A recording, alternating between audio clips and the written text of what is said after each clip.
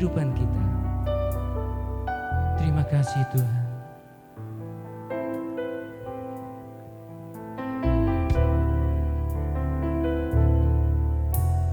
Kami datang di hadirat-Mu dalam satu kasih dengan bersehati, berjanji setia sampai akhir, mengasihi-Mu Yesus. Kami datang di hadirat-Mu, Ini kami Tuhan, dalam satu kasih dengan bersehati, berjanji setia sampai akhir, mengasihi-Mu Yesus. Bersama keluargaku melayani Tuhan, bersatu selamanya mengasihi Engkau. Tiada yang dapat melebihi kasih-Mu ya Tuhan.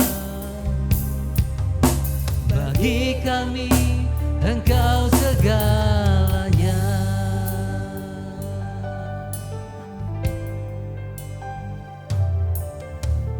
Kami datang di hadirat-Mu dalam satu kasih dengan bersehati,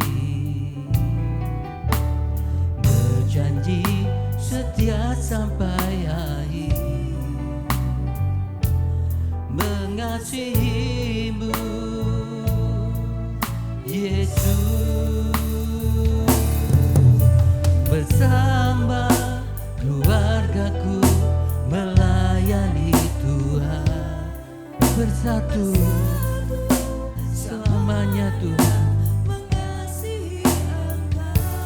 Tiada yang dapat melebihi kasih-Mu ya Tuhan.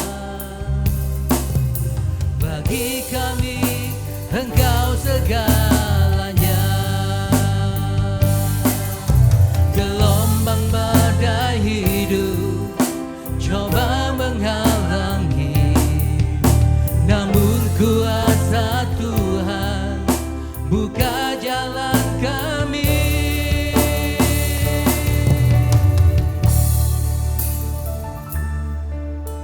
Bersama keluargaku, saya silakan hambanya. bersatu selamanya mengasihi Engkau. Tiada yang dapat melebihi kasih-Mu ya Tuhan. Bagi kami Engkau segalanya. Bersama keluargaku melayani Tuhan, bersatu selamanya mengasihi Engkau. Tiada yang dapat melebihi kasih-Mu ya Tuhan. Bagi kami Engkau segalanya. Bagi kami Engkau segalanya. Kami bersyukur kepada-Mu Bapa. Pagi hari ini kami boleh ada sebagaimana kami ada. Semua karena pemeliharaan dan kasih Tuhan yang terjadi dalam hidup kami. Kami bersyukur pagi hari ini kami boleh ada di hadapan-Mu. Kami boleh memuji Tuhan, menyembah Engkau dengan pujian kami. Dan sebentar ya Tuhan, kami boleh dengar firman-Mu. Kami persiapkan hati kami, Engkau tolong kami untuk memahami dan mengerti firman-Mu. Urapilah kami ya Bapa, sehingga kami boleh menerima firman-Mu dengan hati yang sungguh-sungguh terbuka bagi Engkau. Terpujilah Engkau ya Tuhan, segala hormat bagi Engkau. Di dalam satu nama yang terhormat, nama Yesus Tuhan kami naikkan doa kami ini. Amin. Shalom. Puji Tuhan, selamat pagi Bapak Ibu. Kita hari ini boleh bersama-sama ada di sini karena kemurahan Tuhan. Kita hari ini akan berbicara tentang menjadi orang tua Kristen. Menjadi orang tua Kristen. Kita baca dulu satu ayat.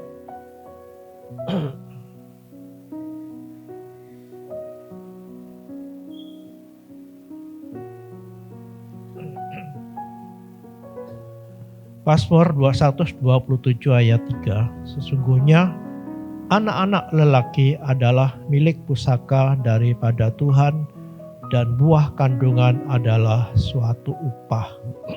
Ya, sebelum saya menguraikan ayat ini, tentunya firman Tuhan ini, khotbah ini tidak hanya relevan, ya, tidak hanya diperuntukkan bagi pasangan yang masih punya anak kecil atau yang masih dalam tanggung jawabnya, tapi juga firman Tuhan ini relevan bagi guru-guru atau guru-guru sekolah minggu, para mentor dari anak-anak, ya oma opa yang punya cucu. Jadi firman Tuhan ini tidak hanya untuk orang tua yang masih punya anak, yang masih anak kecil, tapi untuk semua orang yang berhubungan dengan anak. Yang berhubungan dengan anak ini tentunya bukan, saya lagi ngajar anak, enggak. Ya, tapi di rumah kita kan ada anak gitu, atau tetangga kita, teman kita, famili, keluarga besar kita masih ada anak-anak, sehingga firman Tuhan ini juga berlaku bagi kita semua tentunya. Ya, bukan hanya bagi orang tua yang masih punya anak, termasuk pasangan-pasangan yang belum dikaruniai anak, termasuk juga calon-calon orang tua, ya, yang terutama anak masa remaja, yang pemuda yang belum menikah juga ini menjadi relevan gitu ya. Kenapa? Karena kita dikelilingi anak. Ini yang penting. Oke, kita kembali kepada ayat tadi yang dikatakan bahwa anak-anak lelaki itu adalah milik pusaka Tuhan. Ya. Anak-anak lelaki adalah milik pusaka daripada Tuhan. Kenapa kok anak laki-laki? Ya, kenapa kok anak laki-laki? Ayat ini ditulis ya pada zaman Perjanjian Lama, ya, yang waktu itu konteksnya itu budaya Yahudi gitu ya. Yahudi yang masyarakatnya itu patriarkal. Artinya di mana anak laki-laki itu menjadi anak yang utama gitu. Kenapa? Karena ini dianggap penerus keturunan. Penerus keturunan itu laki-laki, dan tanah Kanan itu dibagi-bagi menurut anak laki-laki. Ya, jadi anak laki-laki saja yang mendapat warisan. Nah, tentunya untuk zaman ini kata anak laki-laki dalam ayat ini sudah tidak relevan. Kenapa? Karena kita sudah menganut kesetaraan gender. Ya, lagi pula Alkitab tidak membedakan anak laki-laki dan perempuan menurut derajatnya. Fungsi ya suami istri fungsinya beda, anak laki-laki dan perempuan tentu berbeda, tapi derajatnya sama karena keduanya diciptakan menurut gambar dan rupa Allah. Itu dalam Kejadian pasal 1 ayat 27 dan 28. Anak laki-laki itu dan perempuan sama-sama diberkati Tuhan, sama-sama diciptakan menurut gambar dan rupa Allah.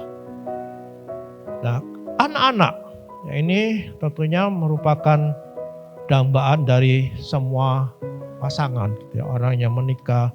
Kalau saya konseling pranikah itu, saya selalu tanya, apa tujuan kalian menikah? Ya, karena ada orang yang jelas, kenapa menikah gitu? Ya pokoknya alami gitu jalan. Ada yang tidak jelas gitu. Ya, tanya, apa tujuanmu menikah? Bingung. Kenapa? Tidak jelas apa itu. Tapi kebanyakan pasangan itu hanya ingin memiliki anak, keturunan. Gimana kalau tidak punya keturunan? Dan bagaimana kalau kita tidak punya keturunan? Biasanya yang diklaim itu Kejadian 1 ayat 28 itu. Allah memberkati mereka. Lalu berfirmanlah Tuhan kepada mereka, beranak cuculah dan bertambah banyak. Jadi ini jadi pegangan.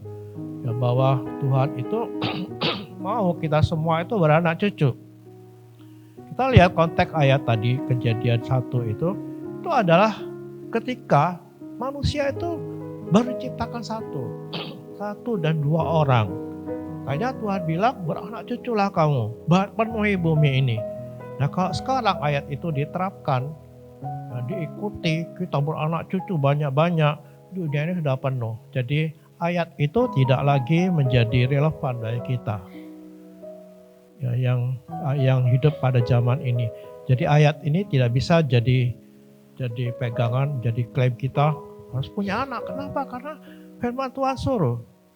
Tidak, ya, tapi ayat ini berlaku untuk manusia waktu itu ketika masih satu pasang.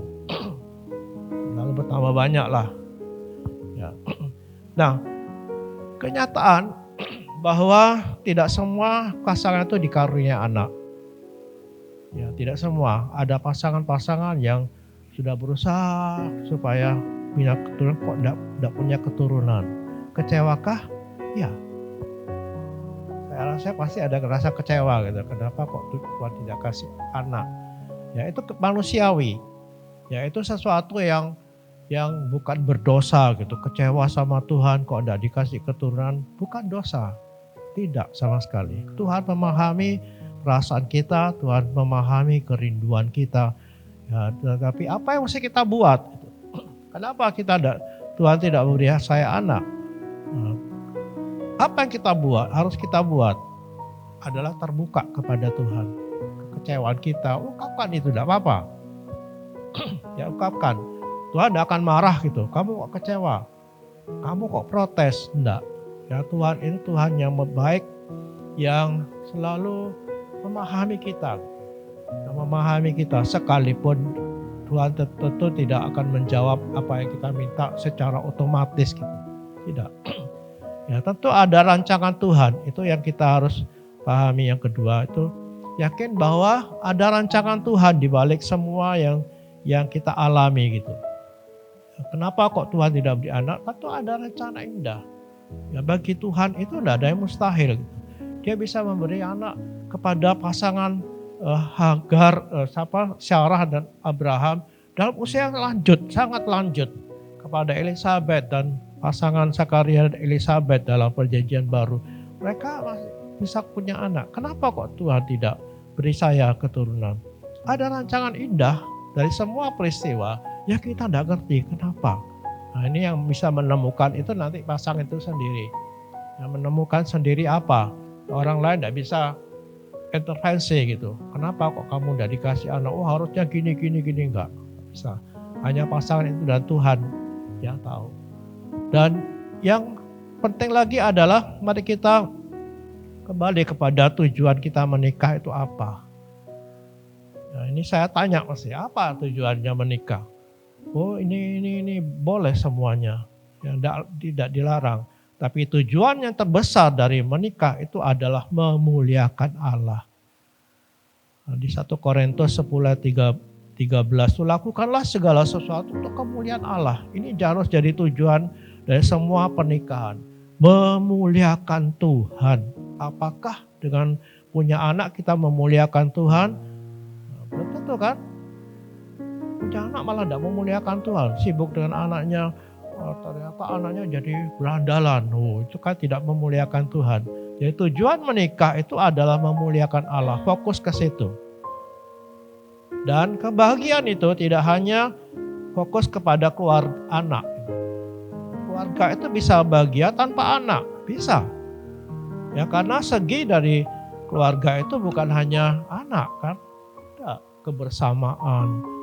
Saling melayani, saling mengasihi, saling menerima, bekerja bersama-sama itu adalah segi-segi dalam keluarga. Dan temukan di mana saya bahagia. dalam kebersamaan gitu. Tidak apa-apa tidak punya anak. Suami istri saling bersama-sama, bekerja bersama-sama, perkuat di situ. Temukan di mana kita bahagia. Pasangan-pasangan yang tidak punya anak ini juga temukan, ya, termasuk pasangan yang punya anak. Ya, karena belum tentu anak itu membahagiakan kita.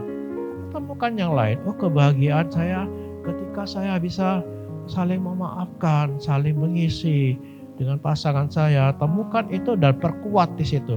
Maka kita akan menemukan apa yang namanya bahagia itu. Dan kalau perlu adopsi, ya, kalau perlu, atau mengasuh anak, walaupun mungkin tidak diadopsi secara hukum, ya, tapi mengasuh seorang anak atau beberapa anak, dan itu akan menjadi kebahagiaan sendiri bagi kita yang tidak memiliki anak. Itu pesan kepada keluarga-keluarga yang belum dikaruniai anak atau tidak dikaruniai anak. Anak, tadi kita kembali ke ayat tadi. Anak itu adalah milik pusaka dari Tuhan. Ya, milik pusaka Tuhan. Ada beberapa arti di sini ya saya ingin jelaskan. Yang pertama adalah Tuhan itu sebagai pemberi anak. Ya, jadi dari ayat itu kita bisa melihat ya, di situ tersirat bahwa Tuhanlah yang memberi anak itu. Ya, anak itu sebagai berkat Tuhan. Ya, berkat Tuhan, bukan kebetulan gitu. Ya, ada pasangan yang tidak siap menikah, tiba-tiba punya anak, kecelakaan misalnya. Percayalah Tuhan punya karunia kepada pasangan ini, walaupun tidak dikehendaki gitu. Ya, setiap anak yang dilahirkan, entah itu diinginkan atau tidak, disengaja atau tidak, itu adalah berkat Tuhan. Kenapa?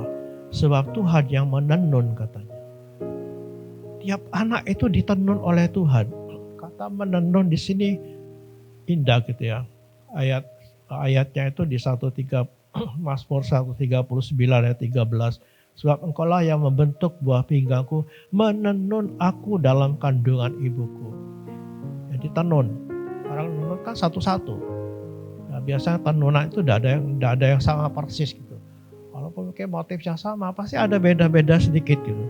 Nah, itu adalah kata-kata yang dipakai oleh Mazmur ini. Bahwa kita itu ditenun satu-satu oleh Tuhan. Artinya tiap anak itu spesifik, setiap anak itu unik. Tidak ada yang sama. Anak kembar sekalipun, tidak ada yang sama.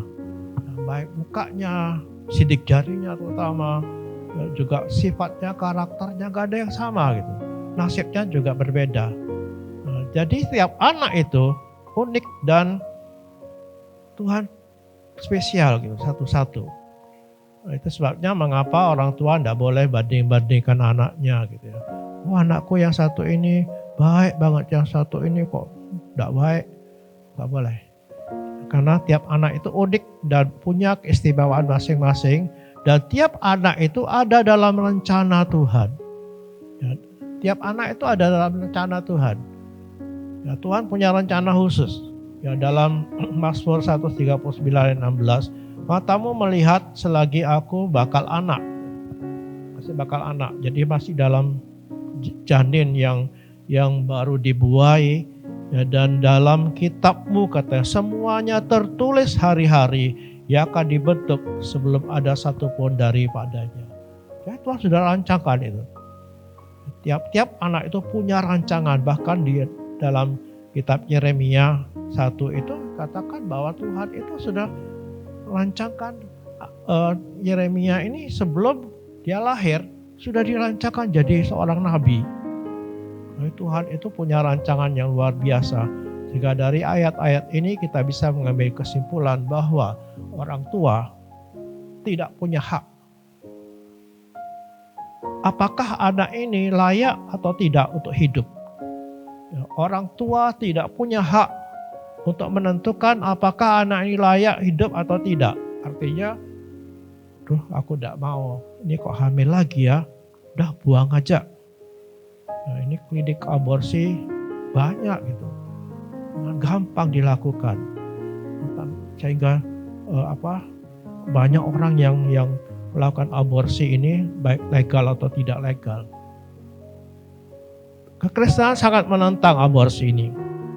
Ya, dalam kepercayaan saudara kita agama Muslim itu, saya pernah diskusi dengan seorang teman saya. Mereka bilang sebelum 3 bulan boleh dibuang. Karena 3 bulan, sebelum 3 bulan itu belum ada nyawanya katanya. Belum hidup gitu. Belum hidup. Tapi Alkitab tidak bercerita seperti itu. Kalau kita lihat tadi ayat-ayat tadi, ya, selagi bakal anak katanya. Tuhan sudah lihat, dan Tuhan sudah punya rencana. Jika begitu sel sperma dan sel telur itu bertemu, pembuahan terjadi, itulah kehidupan dimulai. Dan Tuhan sudah punya rencana untuk satu sel yang dibuai itu. Dan Tuhan sudah rancangkan itu semua. Itu sebabnya mengapa kekristenan sangat menentang aborsi. Dengan alasan apapun, ya kecuali keselamatan ibunya. Itu pun dalam batas kalau sudah pertengahan kehamilan harus diusahakan supaya dipertahankan. Jadi orang tua tidak punya hak untuk menentukan apakah anak yang dalam kandunganku itu layak hidup atau tidak. Semua anak itu ada dalam rancangan Tuhan. Dan Tuhan punya rencana khusus kepada tiap-tiap anak yang akan dilahirkan oleh orang tua Kristen ini. Pengertian kedua dari ayat tadi adalah bahwa anak itu adalah milik Tuhan. Anak itu milik Tuhan.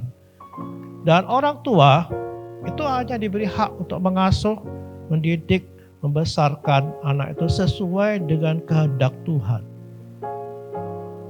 Ayat yang biasanya kita sudah sering saya sampaikan waktu yang lalu bahwa Efesus 6 ayat 4 itu mengatakan begini, kamu bapak-bapak janganlah bangkitkan amarah dalam hati anakmu, tetapi didiklah mereka dalam ajaran dan nasihat Tuhan. Jadi pendidikan anak itu ada dalam tanggung jawab keluarga, khususnya bapak-bapak. Ya, dan ibu itu diberi wewenang ya, untuk juga mendidik anaknya, tapi tanggung jawab kepada bapak. Ya, itu sebabnya maka bapak-bapak harus benar-benar perhatikan ini. Ya, tidak boleh nyalahkan istrinya kalau anaknya nakal, harus kembali kepada dirinya sendiri. Karena tanggung jawab itu ada pada kepala keluarga. Oke, kita terus. Anak itu, pengertiannya ketiga, anak-anak itu adalah harta pusaka yang berharga yang diwariskan dari generasi ke generasi. Ya, jadi anak-anak itu adalah milik pusaka dan harta pusaka yang sangat berharga yang diwariskan dari generasi ke generasi. Artinya anak-anak itu adalah penerus keturunan, garis keturunan. Anak itu biasanya jadi simbol, ya, simbol dari keluarga. Keluarga. Kalau keluarganya itu keluarga yang tenang, yang bukan keluarga yang heboh gitu ya. Anak-anaknya lahir seperti itu juga. Ya, karena anak-anak itu produk dari tradisi, dari nilai-nilai yang ditanamkan oleh orang tuanya, dari didikan keluarganya, sehingga kita bisa melihat gitu bahwa anak itu mencerminkan keluarganya. Kalau keluarganya itu keluarga heboh misalnya, rame, papa mamanya suka ngomong, suka guyon, anak-anaknya lahir seperti itu. Ya, karena ini produknya, sehingga kalau kita kepengen lihat keluarganya, lihat anaknya. Tapi itu sekarang tidak lagi menjadi patokan gitu. Kenapa? Karena pengaruh dari luar juga sudah masuk dalam keluarga. Kan ada gadget, ada apa yang anak-anak bisa belajar di situ dan meniru. Ada YouTube, anak-anak niru gitu. Ya, sehingga nilai-nilai keluarga yang ditanamkan dari kecil itu mungkin bisa hilang gitu. Zaman dulu udah ada gadget itu pengaruh keluarga sangat besar orang tuanya kepada anaknya. Karena anak ada belajar dari lain, ya paling di sekolah gitu ya. Lihat teman-temannya, bergaul dengan teman-temannya, itu pun juga masih terbatas karena anak-anak itu lebih banyak dengan orang tuanya di rumah kan. Sehingga kita bisa melihat bahwa anak zaman dulu itu benar-benar menjadi identitas keluarga. Dari anak-anak ini kita bisa melihat siapa keluarga ini. Nah, keluarga ini, kalau misalnya anaknya nakal, anaknya siapa itu? Anaknya ini. Ya, karena tidak bisa gitu. Kenapa? Karena pengaruhnya. Ada anak-anak yang dididik dengan baik dari keluarga baik-baik, dididik dengan baik oleh keluarganya, ternyata rusak. Kenapa? Karena pengaruh teknologi. Itu sebabnya bapak-bapak, ibu-ibu perhatikan apa yang ditonton oleh anak-anak. Nah, sampai itu merusak. Gitu. Kita tidak bisa cegah. Tidak bisa bilang, kamu tidak boleh punya HP selamanya, tidak boleh punya Android selamanya. Tidak bisa. Kita hanya menasehati, mendeteksi, memonitor apa yang mereka tonton. Terutama anak-anak di bawah 5 tahun. Itu sangat berpengaruh kepada kehidupan anak-anak itu. Ya, bagi masyarakat Yahudi, ya, karena ayat ini ditulis pada zaman Yahudi masih kuno, ya, masih ortodok. Dan bagi mereka, anak-anak itu merupakan penerus bangsa pilihan. Karena mereka itu merasa kami ini bangsa pilihan, ya, bangsa pilihan Allah. Tidak ada lain bangsa. Ya, sehingga mereka menganggap bangsa-bangsa lain itu bangsa-bangsa kafir yang tidak dikasihi Tuhan. Ya, hanya kita. Wah, itu sebabnya kenapa anak-anak itu dididik dengan baik, dididik dengan ketat. Itu terdapat dalam Ulangan, itu perintah Tuhan supaya anak-anak itu dididik, diperhatikan sejak kanak-kanak. Karena ini merupakan penerus dari bangsa pilihan Allah.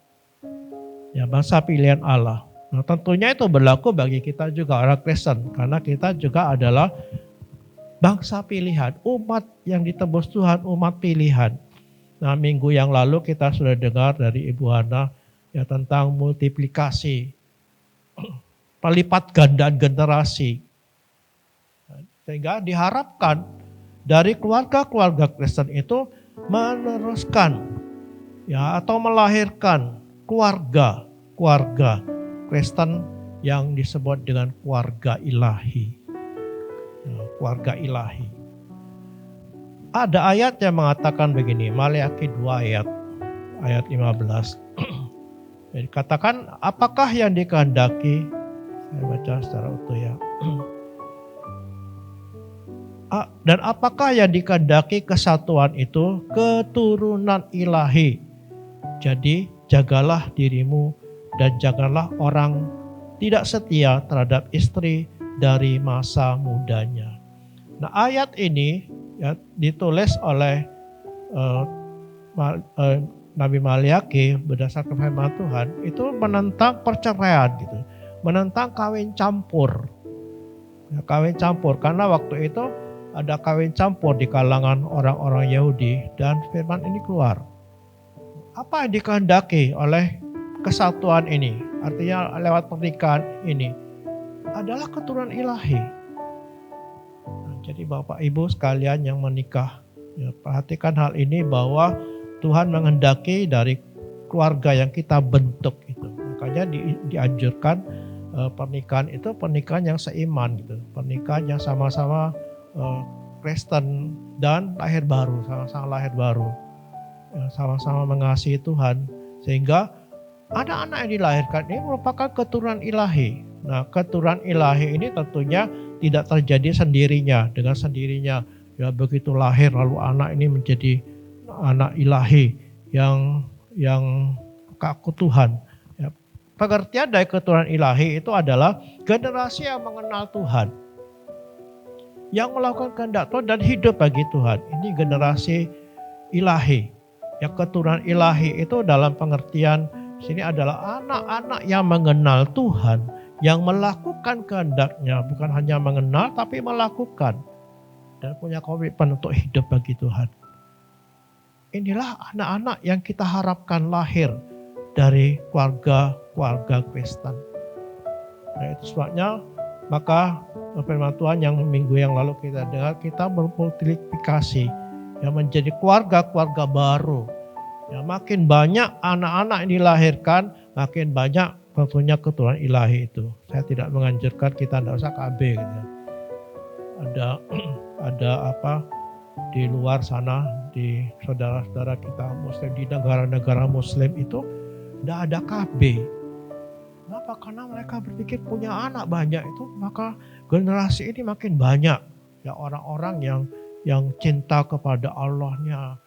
Itu pemahaman mereka. Kenapa kita tidak? Ya kita tidak dianjurkan supaya kita punya anak banyak, tidak ya. Karena anak banyak sekarang makin ruwet, makin ribet, ya makin tidak terkendali.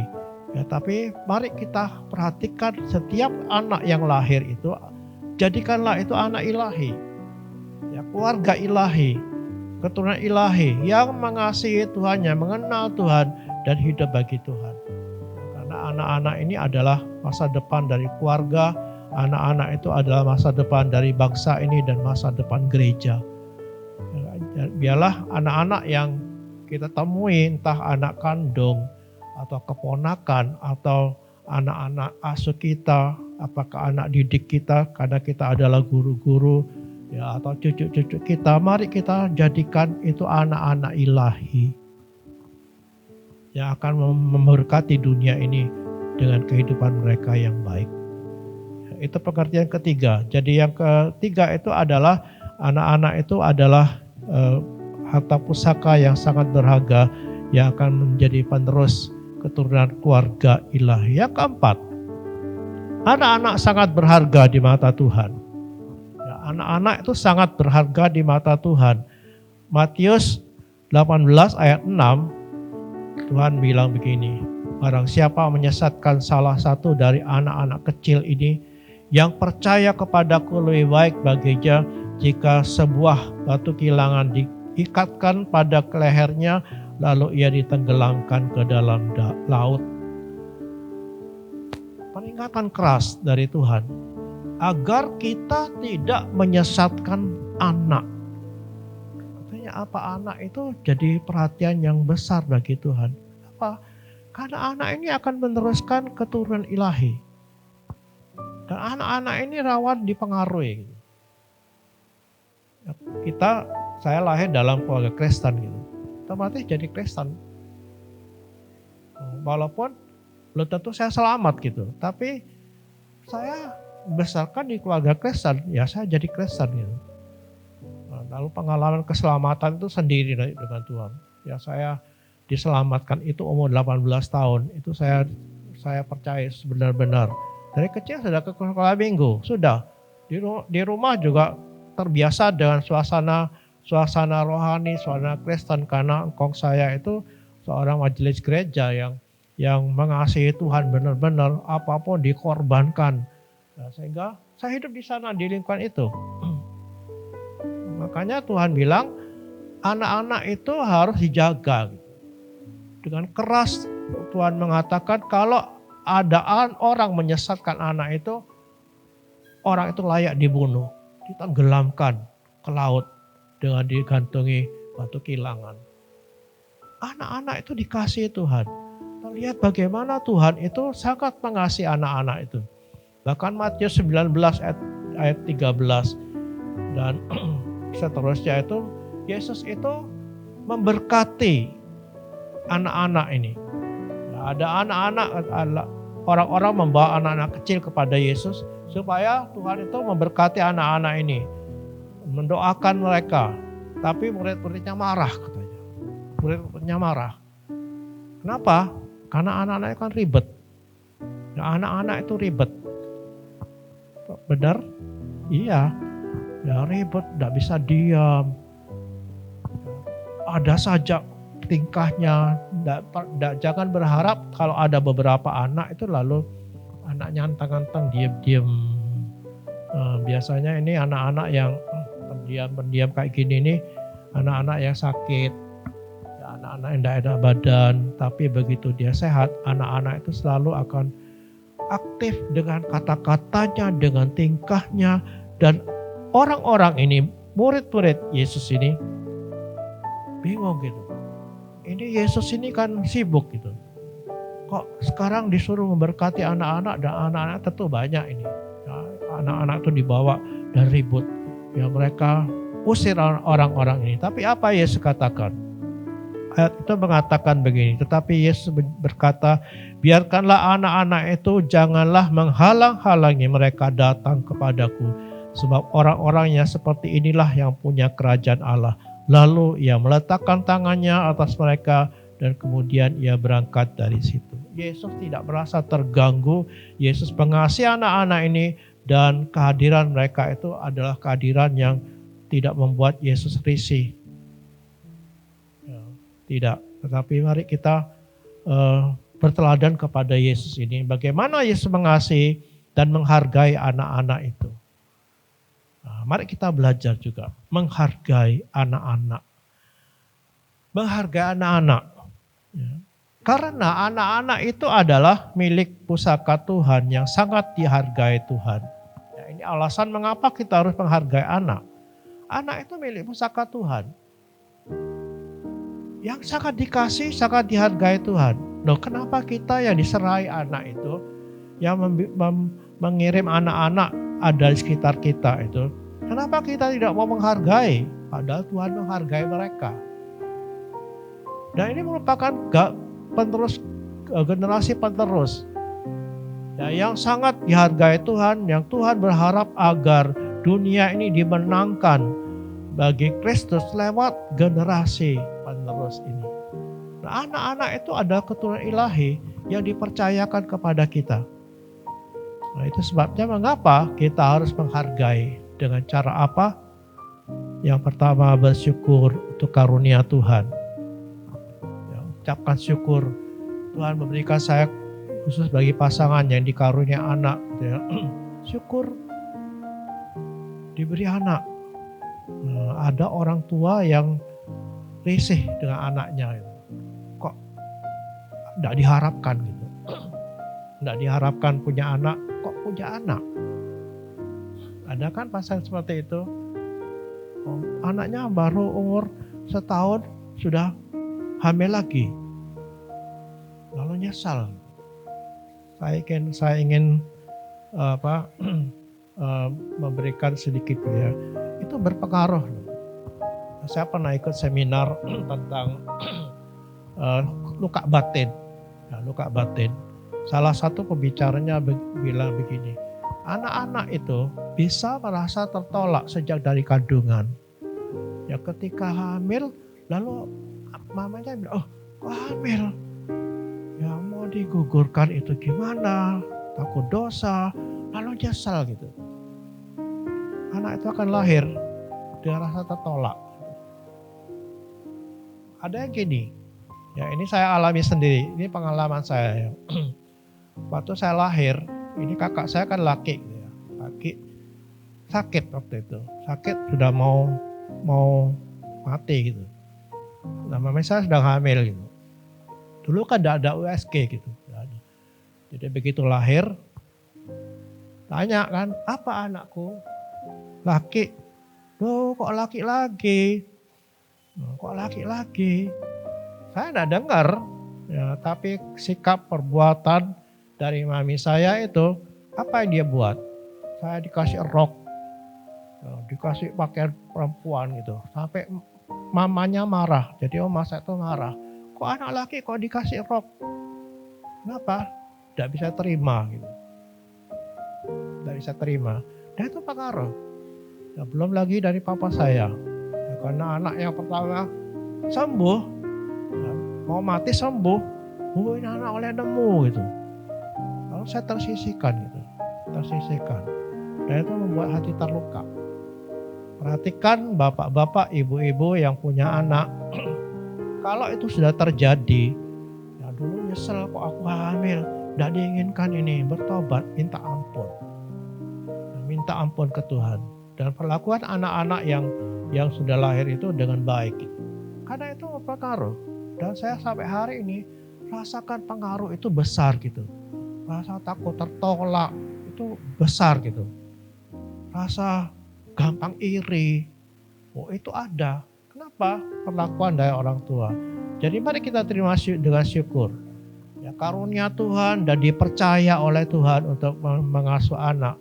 Ya, mari kita perhatikan ini supaya kita melahirkan anak-anak ilahi yang sungguh-sungguh berkenan kepada Tuhan.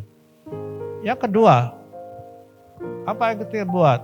Ini milik pusaka Tuhan yang Tuhan karuniakan kita. Terima apa adanya.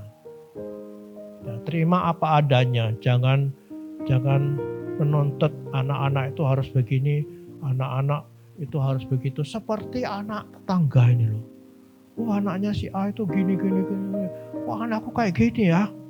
Banding-bandingkan. Itu sungguh-sungguh melukai hati anak-anak itu. Walaupun mungkin mereka belum ngomong gitu, tapi itu sudah tertanam dalam hati. Ya, itu sebabnya saya janji waktu saya bahkan belum menikah itu, saya janji besok kalau saya punya anak, tidak akan pernah membedakan. Perlakuan ya pasti ya, laki dan anak perempuan itu beda gitu. Anak laki lebih ucul-uculan gitu, anak perempuan lebih dilindungi. Tapi perlakuannya harus sama, pernyataan kasihnya harus sama sehingga anak-anak itu tidak minder. Gitu. Saya merasa diterima. Ya, terima apa adanya, jangan menuntut. Ya, terima apa adanya dengan kelemahannya dan kelebihannya, menerima mereka dan hargai mereka seperti Tuhan menghargai dan mengasihi mereka. Berikutnya, apa yang kita lakukan? Yang ketiga adalah mengajar mereka, melatih mereka. Mengajar keterampilan, melatih keterampilan agar mereka hidup mandiri. Ada orang tua yang tidak mau anaknya ribet, ya, dijaga, tidak boleh kerja. Nanti setelah gede mereka tidak mandiri, susah sendiri. Karena anak-anak ini kan akan mandiri gitu.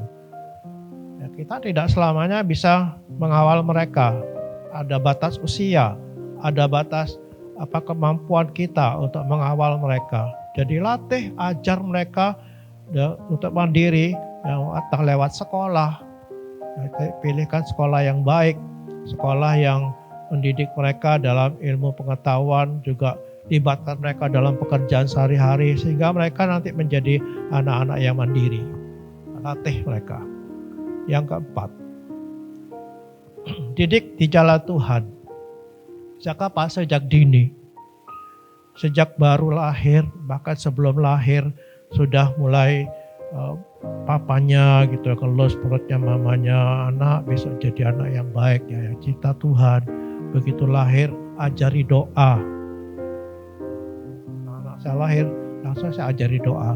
Ya doa ya saya tangannya saya ini kan, lalu saya doa di dekat telinganya supaya anak-anak ini terbiasa hidup di dalam situasi yang rohani gitu. Ya. Anak-anak itu ibarat kertas putih kan, orang tua yang menulisnya. Jadi pengaruh orang tua itu baik, sangat baik gitu. Berikan pengaruh yang positif. Perhatikan juga pengaruh teknologi agar anak-anak kita tidak diracuni oleh hal-hal yang negatif. Ya, perhatikan mereka. Ya, dan anak-anak itu perlu diajar untuk mengenal Tuhan. Nah, ini penting. Ya, penting. Sekolah favorit harus kalau bisa. Ya, kalau kita punya dana yang besar untuk menyekolahkan mereka setinggi mungkin, silahkan. Tapi jangan lupa ya bahwa apa yang mereka dapatkan dari sekolah itu terbatas sampai mereka mati. Udah mati, apa yang terjadi? Hidupnya dari 0 hari sampai 80 tahun. Batasnya itu firman Tuhan. Ya, kalau lebih, syukur puji Tuhan. Setelah itu, kita akan masuk dalam kehidupan kekal selama-lamanya. Jadi penting mana? Sekolah yang baik, diberi bekal yang baik, diberi modal yang baik supaya bekerja jadi kaya, punya keluarga yang baik, tapi masuk neraka. Itu sebabnya ajarkan anak-anak itu bagaimana mengenal Tuhan, bagaimana mereka itu membangun hubungan dengan Tuhan. Ya, ini penting karena ini berhubungan dengan kehidupan kekal mereka. Kita tidak selamanya di dunia ini, tapi kita kelak akan hidup selamanya di dalam surga atau di neraka. Jadi didiklah di dalam jalan Tuhan, sehingga mereka bisa hidup mengenal Tuhan dan hidup dalam persekutuan dengan Tuhan. Dan yang penting lagi adalah didiklah dengan keteladanan. Jadi teladan yang baik. Jangan hanya ngomong tapi tidak melakukan. Anak-anak itu melihat, anak-anak itu peniru. Anak-anak itu peniru. Apa yang dilakukan orang tuanya akan ditiru. Nah, sebelum anak-anak ini punya kepribadian sendiri yang mandiri gitu, dia akan meniru apa yang dibuat bapaknya, apa yang dibuat mamanya. Kalau mamanya pagi-pagi sudah marah-marah, ya, didului dengan doa sudah marah-marah, anak itu akan meniru. Anak itu hanya belajar dari cara meniru. Boleh dibilangi, diajari dengan kata-kata gini, tapi mereka tidak bisa masuk begitu saja. Apa yang mereka lakukan itu adalah meniru, beri teladan yang baik, dan yang paling penting adalah doakan. Bapak Ibu yang mungkin sudah terlanjur gitu ya, terlanjur tidak mendidik anak-anak dengan baik, ya, membiarkan mereka, tidak perhatikan mereka, lalu rusaklah mereka. Masih ada jalan terakhir, doakan. Karena doa orang tua itu adalah doa yang paling tulus. Doa orang tua itu doa yang paling manjur. Apakah diucapkan dengan sungguh-sungguh penuh cinta yang tulus, dan Tuhan pasti dengar. Ya, kalau orang tuanya berdoa untuk keselamatan anak itu, Tuhan akan berurusan dengan dia.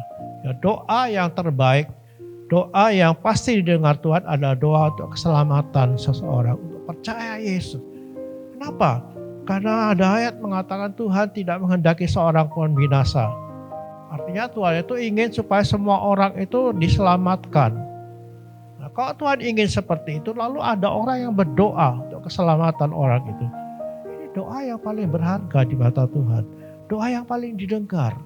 Saya yakin ketika orang itu didoakan, cepat atau lambat orang itu akan terima Yesus. Entah waktu dia lagi sehat atau lagi di ujung maut.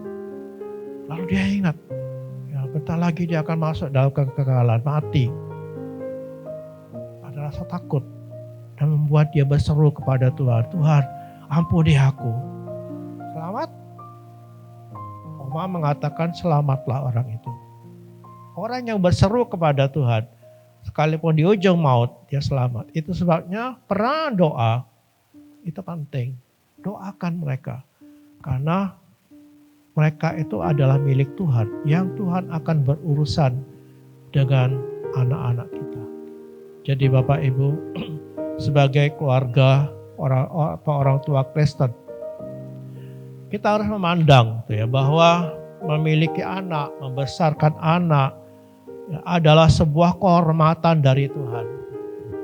Ya, sebuah kehormatan. Kenapa? Karena kita dipercaya Tuhan gitu. Untuk meneruskan, mempersiapkan, meneruskan generasi ilahi yang akan memberkati dunia. Ini kan kehormatan gitu. Jangan jadi beban. Gitu ya. Anak-anak yang lahir itu memang membebani pasti secara ekonomi. Ya, makin banyak anaknya makin berat secara ekonomi. Tapi mari kita pandang itu sebagai kehormatan. Kenapa? Karena kita dipercaya. Ya, kita dipercaya untuk mendidik anak-anak, mempersiapkan anak-anak keturunan ilahi itu. Bagi opa oma, ya orang-orang yang ada di sekitar anak-anak, yang ketemu dengan anak-anak, mari kita lihat anak-anak itu sebagai keturunan ilahi yang akan memberkati dunia, sehingga kita bisa mendidik mereka dengan baik, yang mempersiapkan anak-anak itu walaupun bukan anak kita.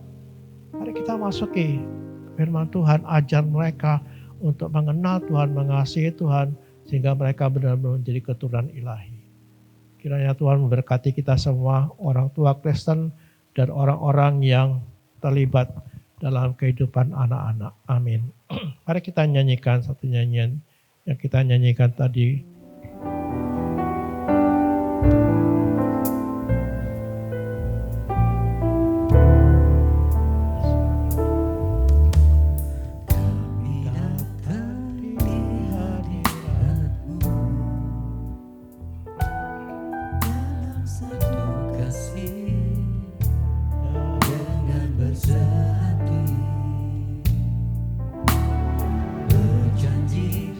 setia sampai akhir, mengasihimu Yesus. Bersama keluargaku melayani Tuhan, bersama selamanya mengasihi Engkau. Tiada yang dapat melebihi kasih-Mu ya Tuhan. Bagi kami Engkau segalanya. Biar menjadi doa kita. Jangan hanya berdoa supaya kita bisa melayani dan mengasihi Tuhan bersama keluarga. Tapi kita mari bertanggung jawab. Doa ini tidak akan hanya menjadi kenyataan hanya karena kita berdoa. Tapi doa ini akan menjadi kenyataan kita dan keluarga kita kalau kita bertindak. Tuhan akan menolong orang-orang yang bertindak. Bukan orang-orang yang masa bodoh yang hanya berserah dan berserah kepada Tuhan. Tuhan mau kita juga bergerak, mempersiapkan generasi kita menjadi orang tua yang baik, menjadi opa-oma yang baik, menjadi keluarga besar yang baik bagi anak-anak yang ada di sekitar kita. Nyanyikan dengan penuh kesungguhan hati. Haleluya.